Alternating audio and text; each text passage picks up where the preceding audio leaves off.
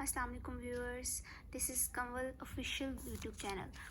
हमारी last video में हमने एग्जांपल 2.1 को क्लियर किया था। इस वीडियो में हम लोग एग्जांपल 2.2 करेंगे। एग्जांपल 2.2 एक्सप्लेन करिए कि फिगर 2.8 जो ये मैंने ड्रॉ किया है, that shows a frame B which is rotated relative to frame A about Z by 30 degrees.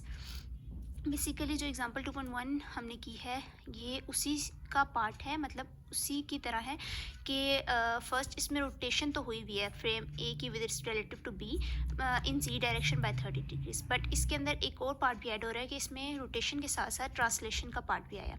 अब ट्रांसलेशन का पार्ट यह है कि translated 10 units in extra direction of frame A and translation in 5 units by 5 units in y direction of frame A।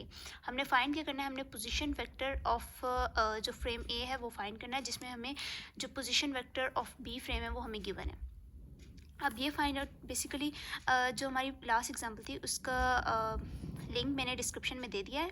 उसमें ये था कि हमारे पास सिर्फ और सिर्फ इसकी ये जो रोटेशन हो रही है फ्रेम बी की relative to A by 30 degrees in Z direction, वो ये चीज़ सिर्फ हो रही थी। बट इस वाली एग्जांपल में इसकी ये ट्रांसलेशन भी हो रही है टू दिस पॉइंट, ये जो एक्सप्लेन की गई है translation bye 10 units and 5 units in these two directions.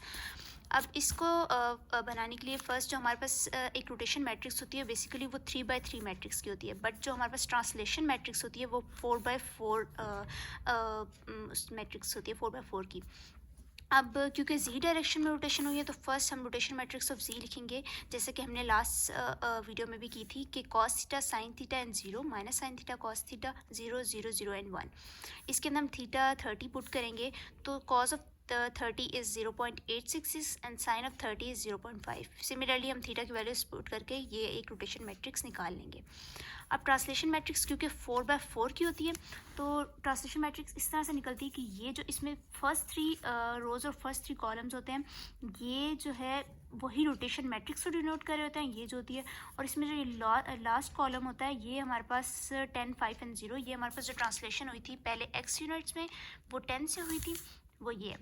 और फिर जो सेकंड ट्रांसलेशन हुई थी 5 यूनिट से इन वाई डायरेक्शन, वो ये है। और थर्ड जो जी में कोई भी नहीं हुई, उनने कोई भी हमें क्वेश्चन में नहीं कहा हुआ, तो वो 0 है। और क्योंकि ट्रांसलेशन मैट्रिक्स मैंने आपको बताया कि 4x4 की होती है, तो हमारे पास लास्ट में ये एक जो रो होती है 0 0 0 एंड 1 की, ये डल जाती है।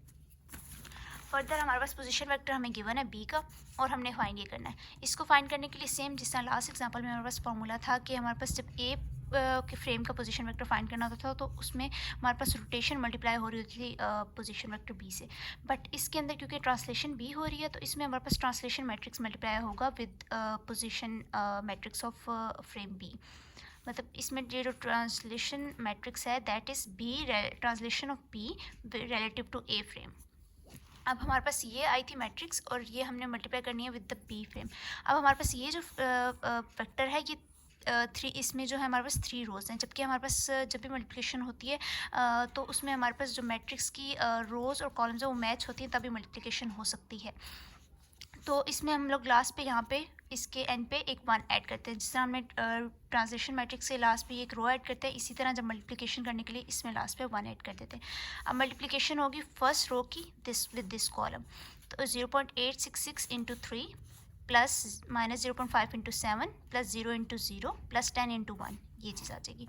सेकेंडली ये वाली रो मल्टीप्लाई होगी, सेकेंड रो मल्टीप्लाई होगी विद दिस कॉलम, तो 0.5 into 3 plus 0.866 into 7 plus 0 into 0 plus 5 into 1। Similarly third row multiply होगी विद दिस, तो इसमें सिर्फ 1 0 से मल्टीप्लाई होगा तो वो 0 ही हो जाएगा।